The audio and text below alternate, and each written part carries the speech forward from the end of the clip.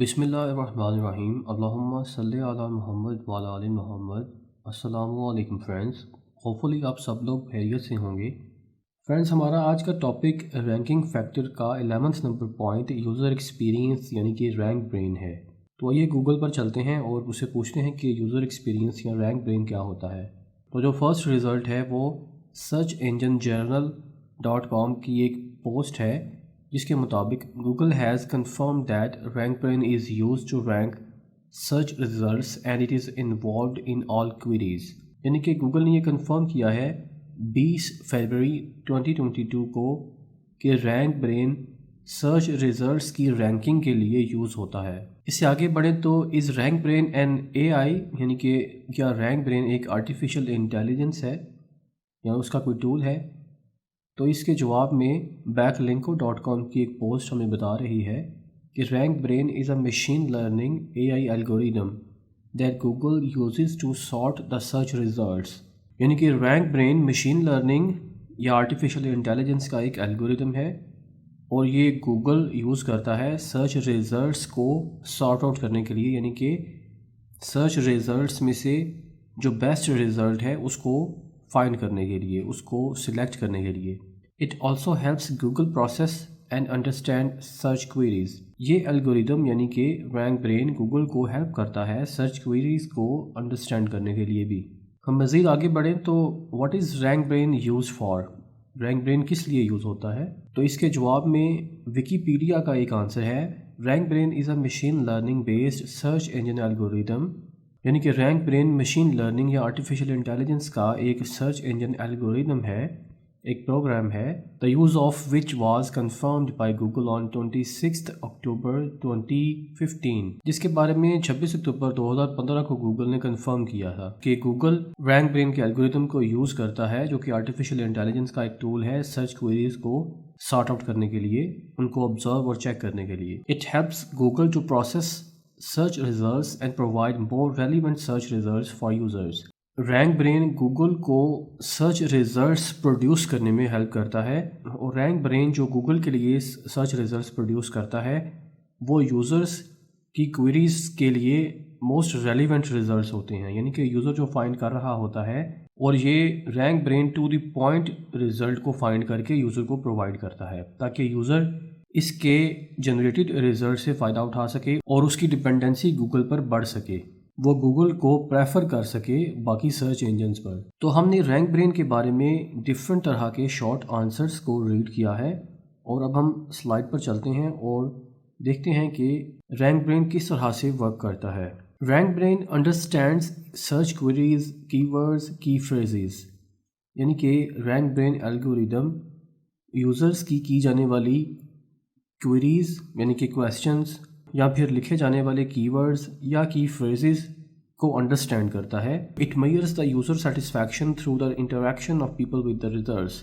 यानी कि rank brain किसी यूज़र की गूगल पर की जाने वाली सर्च क्वेरी को अंडरस्टैंड करता है और उसके बाद प्रोसेस करके जो बेस्ट रिजल्ट्स हैं उनको यूज़र को प्रोवाइड करता है और उसके बाद उस यूज़र का उन गिवन रिजल्ट्स पर जो रिस्पांस है उसको भी ऑब्जर्व करता है।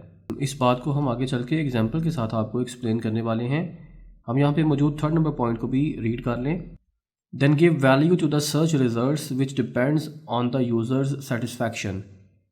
यानी कि अगर कोई यूज़र किसी गिवन रिजल्ट से सेटिस्फाइड होता है तो वो उस गिवन आंसर को रीड करेगा और वो उस पेज पर या वेबसाइट पर ज़्यादा टाइम कंज्यूम करेगा। तो ये रैंक ब्रेन एल्गोरिदम जो है ये उस यूज़र का जो रिस्पांस है उसको भी ऑब्जर्व करता है और अगर किसी यूज़र को एक पेज अच्छा लगे तो वो उस पेज की रैंकिंग को इंक्रीज़ कर देता है और अगर वो गिवन रिज़ल्ट सही नहीं है और यूज़र उसको क्लोज़ करके किसी दूसरी वेबसाइट पर या किसी दूसरे आंसर पर चला जाता है तो रैंक ब्रेन इस चीज़ को ऑब्जर्व करता है और वो प्रीवियस रिज़ल्ट को डी रैंक कर देता है।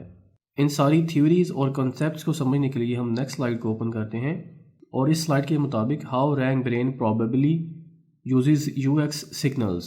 सबसे पहले जो यूज़र है, user types keyword into Google. यानी कि एक यूज़र गूगल के सर्च बार में कोई भी क्वेरीज, कोई भी क्वेश्चन लिखकर एंटर प्रेस करता है और उसके बाद जो रैंक ब्रेन है, rank brain turns keyword into concepts. जो रैंक ब्रेन एल्गोरिदम है वो उस की फ्रेज को कॉन्सेप्ट में कन्वर्ट करता है और बेस्ट रिजल्ट को फाइंड करने की कोशिश करता है। Shows a set of results for that concept. और गूगल पे ऑलरेडी मौजूद डिफरेंट इंडेक्स्ड जो कंटेंट हैं उनको एनालाइज करता है रैंक ब्रेन, और उसके बाद यूज़र को उस जनरेटेड रिजल्ट्स के अगेंस्ट कुछ आउटपुट्स शो करता है।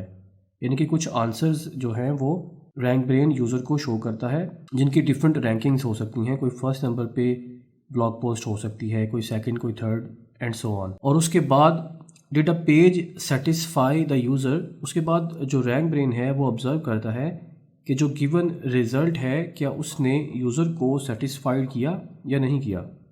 और अगर नो की तरफ एग्जीक्यूशन हो और अगर यूज़र उस पेज को पसंद नहीं करता या उसकी सेटिस्फैक्शन नहीं हुई तो नो की तरफ रैंक ब्रेन की एग्जीक्यूशन होती है और try another page next time, और वो किसी और पेज को नेक्स्ट टाइम उस प्रायोरिटी पर रखता है जिस पर उसने नो से पहले वाले पेज को रखा था।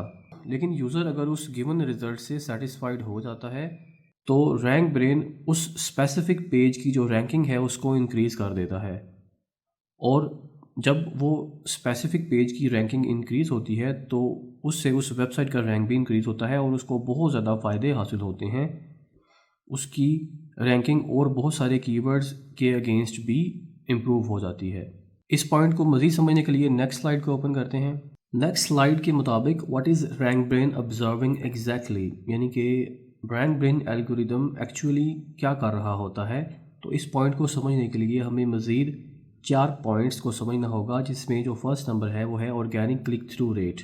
Friends, organic click through rate जो है इसको इस तरह से समझा जा सकता है कि ये number of clicks a search result receives. Friends, click through rate असल में रेशो होती है जिसमें नंबर ऑफ़ क्लिक्स को डिवाइड किया जाता है नंबर ऑफ़ व्यूज़ पर।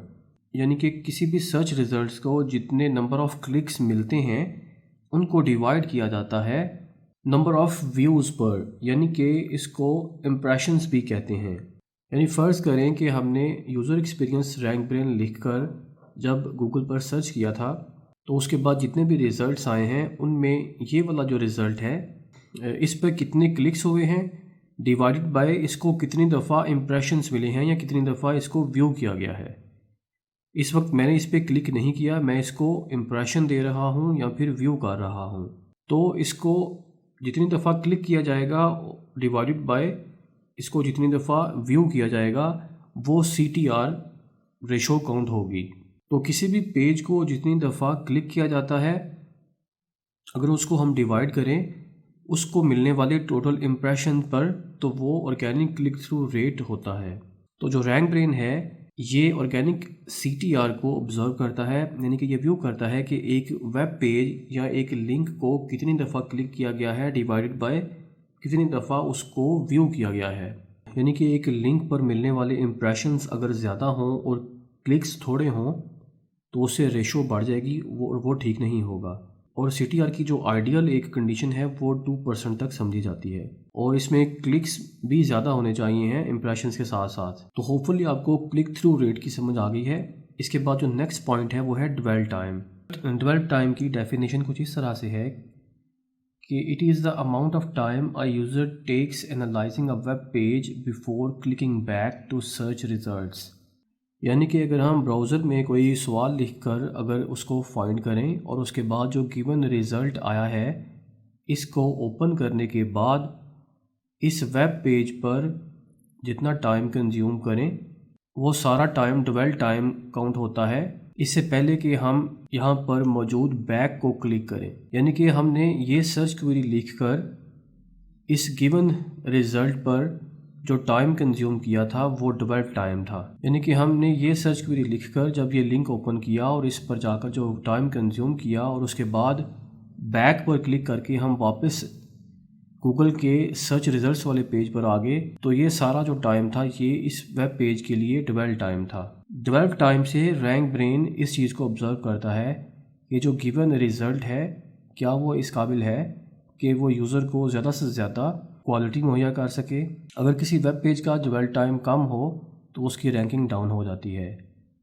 और अगर किसी वेब पेज पर जो कंटेंट है उसकी क्वालिटी अच्छी हो और वो यूज़र उसके साथ ज़्यादा टाइम के लिए एंगेज हो और उसका जो ड्वेल टाइम है वो ज़्यादा हो जाए, तो उस वेब पेज का जो रैंक है वो रैंक ब्रेन इंक्रीज़ कर देता है। सो ड्वेल टाइम एक ऐसा टाइम हुआ जिसमें एक यूज़र गूगल पे सर्च करने के बाद एक वेब पेज को ओपन करे और उसमें अपनी इंटरेस्ट के मुताबिक कंटेंट को फाइंड करते हुए, वेब पेज को एनालाइज करते हुए उस वेब पेज पे टाइम कंज्यूम करे इससे पहले कि वो उस पेज को एग्ज़िट कर दे। तो ये जो सारा टाइम होगा ये ड्वेल टाइम काउंट होगा। जितना ज़्यादा किसी वेब पेज का ड्वेल टाइम ज़्यादा होगा वो इस चीज़ को शो करेगा कि उस वेब पेज पे मौजूद कंटेंट उतना ज़्यादा अच्छा है, जो कि उसकी रैंकिंग को इंक्रीज़ करने में उसकी हेल्प करेगा। इसके बरक्स जिसका ड्वेल टाइम जितना कम होगा उतनी उसकी रैंकिंग भी डाउन होगी, क्योंकि रैंक ब्रेन ये ऑब्ज़र्व करेगा कि जो यूज़र था उसको उसकी इंटरेस्ट के मुताबिक या क्वालिटी वाला जो कंटेंट है वो नहीं मिला। तो होपफुली आपको ड्वेल टाइम की भी समझ आ गई होगी। हम नेक्स्ट पॉइंट की तरफ बढ़ते हैं जो कि है bounce rate. Friends, bounce rate को इस तरह से कैलकुलेट किया जाता है कि ये एक वेब पेज पर आने वाले विजिटर्स और उस वेब पेज से एग्ज़िट होने वाले विजिटर्स की परसेंटेज होती है। यानी कि एक वेब पेज पर जितने विजिटर्स आए हैं और वो उस वेब पेज से किसी और वेब पेज पर मूव नहीं हुए, बल्कि वो उस वेब पेज से, उस वेबसाइट से एग्ज़िट होकर किसी और वेबसाइट पर चले गए हैं, तो इस परसेंटेज से बाउंस रेट को कैलकुलेट किया जाता है। और अगर किसी वेब पेज पे आने वाले यूज़र्स ज़्यादा क्वांटिटी में उस वेब पेज से एग्ज़िट होकर किसी और वेबसाइट पर जाएं, तो गूगल का रैंक ब्रेन ये मेजर करता है कि जो गिवन रिज़ल्ट है वो क्वालिटी वाइज अच्छा नहीं है, जिसकी वजह से यूज़र्स उस वेब पेज से एग्ज़िट होकर किसी और वेबसाइट पर जा रहे हैं। लेकिन अगर इसके बरक्स किसी वेबसाइट का कंटेंट अच्छा हो तो एक वेब पेज पे आने वाले यूज़र्स उस वेब पेज से उस वेबसाइट की दूसरी वेब पेज पर जाने को प्रेफर करते हैं, जिसकी वजह से उस वेबसाइट और उस वेबसाइट के कंटेंट की क्वालिटी अच्छी कंसीडर की जाती है। तो बाउंस रेट जितना ज़्यादा होगा उतना ज़्यादा एक वेबसाइट की परफॉर्मेंस और रैंकिंग डाउन होगी और रैंक ब्रेन उसको डिग्रेड करेगा।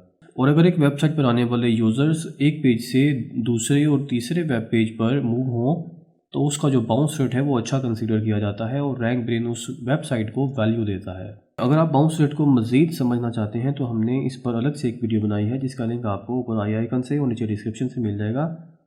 आप उस वीडियो को भी देख सकते हैं और बाउंस रेट के बारे में मज़ीद जान सकते हैं। हमारी स्लाइड में जो नेक्स्ट पॉइंट है वो है पोगो स्टिकिंग। तो पोगो स्टिकिंग को समझने के लिए हम आगे बढ़ते हैं और नेक्स्ट स्लाइड को ओपन करते हैं।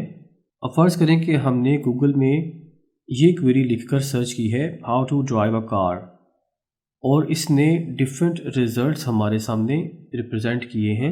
उनमें से कोई रिज़ल्ट पहले नंबर पे होगा, कोई दूसरे पे और सो ऑन।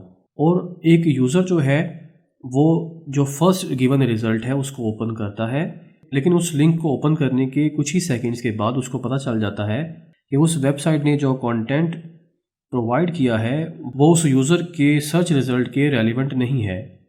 तो वो यूज़र उस वेब पेज को क्लोज़ करके या बैक पे क्लिक करके वापस गूगल पे आएगा और जो दूसरा रिज़ल्ट होगा उसको ओपन करेगा। अब फ़र्ज़ करें कि जो दूसरा रिज़ल्ट है वो भी इररेलेवेंट है, तो यूज़र सेम प्रोसेस को रिपीट करेगा और वो सेकंड रिज़ल्ट को भी क्लोज़ कर देगा या फिर बैक में जाकर जो नेक्स्ट रिज़ल्ट होगा या थर्ड या कोई और हो सकता है उसको ओपन करेगा।